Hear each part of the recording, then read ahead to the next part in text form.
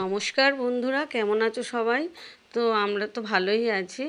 তো গতকাল জন্মাষ্টমীর পুজো ছিল, সবাই তোমরা জানো। এই যে আমাদের ভোগ রান্না হচ্ছে। তো এই যে আমি একা না, পাড়ায় সব এই যে কাকিমা, তারপরে আমার একটা জা, সবাই মিলে ভোগ রান্না হচ্ছে। আর এই যে আমার একটা ননদ হয়, আমার মানে বাড়ির মধ্যেই একটাই ননদ, আমাদের কাকা শাশুড়ির মানে কাকা শ্বশুরের মেয়ে। তো সে হচ্ছে এই যে মানে ছোট ছোট যে গোপাল ঠাকুরগুলোর যে আছে, সেই গোপাল ঠাকুরের মানে পোশাকগুলো সে পাল্টে খুব সুন্দর করে নতুন পোশাক পরিয়ে তাদেরকে সাজিয়ে দিচ্ছে। আর এই যে গোপালের ভোগ রান্না এখানে হচ্ছে, এই যে সমস্ত রকমের লুচি, তারপরে অনেক রকমের তরকারি, তারপরে 5 7 8 9 রকমের ভাজা, এইগুলো সব এখানে রান্না হচ্ছে। আর এই যে আমার ননদ এই যে ঠাকুরকে খুব সুন্দর করে সাজিয়ে দিচ্ছে, গোপাল ঠাকুরকে। এই যে মানে 3টে ঠাকুর আছে, গোপাল ঠাকুর 3টে। তো সেই পোশাক পাল্টে নতুন নতুন পোশাক পরিয়ে খুব সুন্দর করে ও সাজিয়ে দিচ্ছে। আর আমরা ভোগ রান্নার দায়িত্বে ছিলাম। তো এবারে দেখো বন্ধুরা, কি কি রান্না আমরা করেছি গোপাল ঠাকুরের ভোগের জন্যে।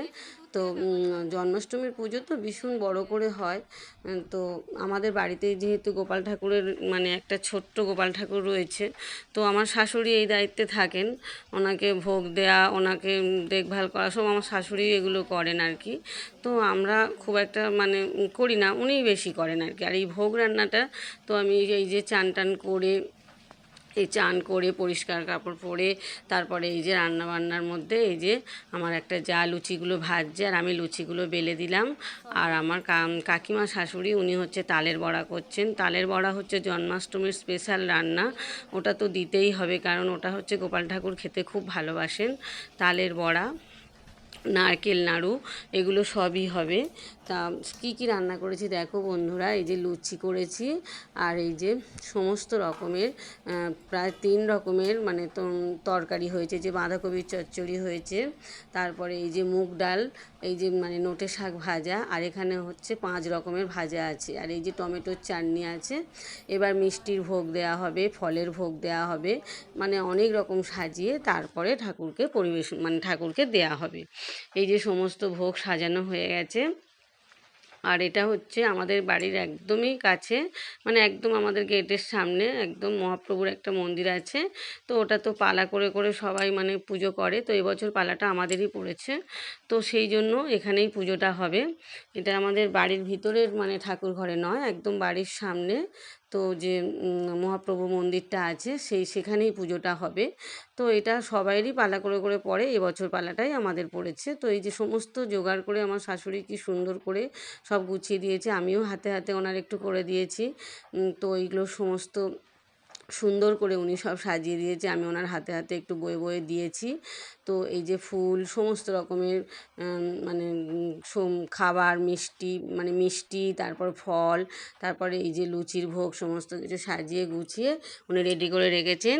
তো এইবার হচ্ছে পুরোহিত আসবেন, তারপর পুজো করবেন। এই পুজোটা হবে সন্ধেবেলা হবে। তো এটা হচ্ছে হোম হবে, আরতি হবে, তারপরে যারা যারা উপোস করে আছে তারা অঞ্জলি দেবেন। আমি বন্ধুরা উপোস করে অতক্ষণ থাকতে পারিনি, দুপুর পর্যন্ত উপোস করেছিলাম। তো তারপরে চান করে আমি একটু নিরামিষ যা কিছু খেয়ে তারপর আমি ঠাকুর ঘরের দিকে পুজোর জোগাড় করতে লেগে গিয়েছি, ওই আমার শাশুড়িদের সাথে। শাশুড়ি, কাকিমা শাশুড়ি, তা আমাদের পাড়ার 2-1 জন যাও এসেছিলো, তাদের সবার সাথে এই যে জোগাড় করতে আমি শুরু করে দিয়েছি।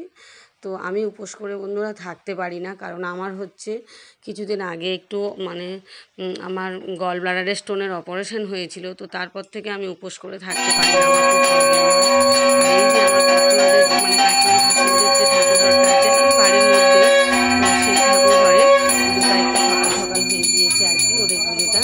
তো সেই পুজোটা আমি ওখানে গিয়েও একটু ঠাকুরমশাইকে একটু প্রণাম করলাম। ওখানে পুজোটাও খুব ভালো করে হয়েছে। এই যে আমার একটু শাশুড়ি যা আছে,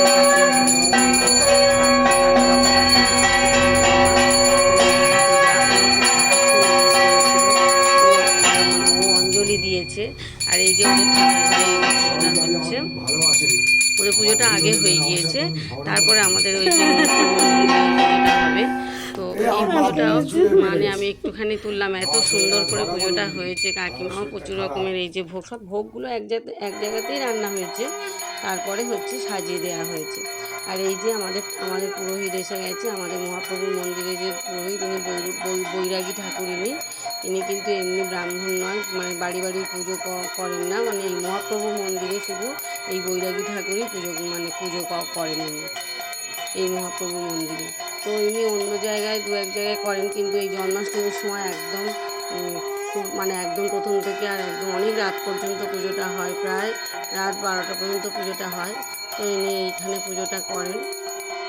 সেই সময় এই পুজোটার সময় অন্য কোনো পুজোর দায়িত্ব নেন না, এটাই একদম সন্ধ্যা থেকেই শুরু হয়ে গেছে এই পুজোটা।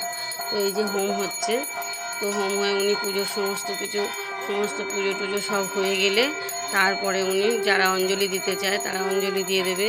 আর এই যে হোমটা অনেকক্ষণ ধরে হয়েছে, আর পুজোটাও বেশ অনেকক্ষণ ধরেই হয়েছে, রাত 12টা পর্যন্ত পুজোটা হয়েছে। তো অত রাতে বন্ধুরা আমি এত টায়ার্ড ছিলাম যে আমি শুয়ে পড়েছি, আমি আর ভিডিওটা করে আমি এটা ব্লগে দিতে পারিনি। তো অনেক রাত হয়ে গিয়েছিল বলে, আমি ভীষণ টায়ার্ড ছিলাম বলে আমি একটু ভোগ খেয়ে আর আমি শুয়ে পড়েছি, পড়ে আর ঘুমিয়ে পড়েছি। এই যে আমার যা এই সকাল থেকে উপোস করেছিল, তারপরে অঞ্জলি দিয়ে তারপরে হচ্ছে পুজো শেষ হয়ে গেলে তারপরে ও একটু জল খেয়েছে, প্রসাদ খেয়েছে। আর এই যে আমাদের গোপুসোনা, এই গোপুসোনাকে কি সুন্দর করে সাজানো হয়েছে দেখো। এখানে তালের নাড়ু, তালের বড়া, নারকেল নাড়ু, লুচি, সমস্ত রকমের ভোগ, ভোগগুলো সব এক জায়গাতেই রান্না হয়েছে। আর কাকিমা কি সুন্দর করে